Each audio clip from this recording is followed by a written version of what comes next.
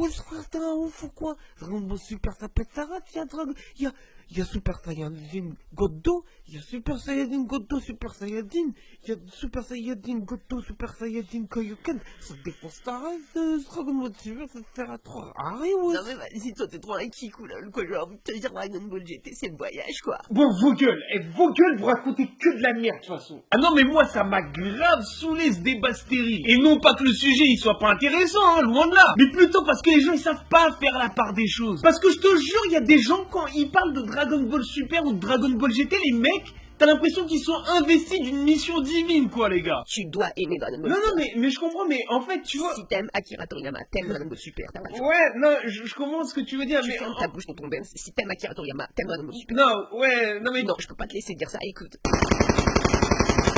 Ce que je veux te dire à travers tout ça, c'est que personne n'a vraiment raison et personne n'a vraiment tort. Alors du coup, je vais déjà t'expliquer ça tranquillement, simplement, et ensuite on va vraiment comparer Dragon Ball GT et Dragon Ball Super d'une manière plus ou moins intelligente. Alors pourquoi Dragon Ball Super et Dragon Ball GT? Ça dépend que du point de vue de la personne. Il y a certaines personnes en fait qui vont juger Dragon Ball Super et Dragon Ball GT pas comme, tu vois, des séries à part entière, mais comme des suites. Alors logique, tu me diras, mais c'est exactement ça en fait qui fait grandement la différence. Parce que bien évidemment, on est d'accord que Dragon Ball Z c'est mythique de fou malade, ça a touché le cœur de millions de personnes. Du coup, forcément, si t'annonces que tu vas faire la suite de Dragon Ball Z, bah dans ta tête, forcément tu te diras, c'est la suite d'une légende, c'est la suite d'une légende. Du coup, tu vas être beaucoup plus critique que si c'était un autre animé quelconque. Tout ça pour dire que si tu regardes Dragon Ball GT ou Dragon Ball Super, tu vois, en mode genre c'est la suite de Dragon Ball Z, et bah tu vas les trouver dégueulasses ces animés là. Mais par contre, si t'arrêtes d'être obsédé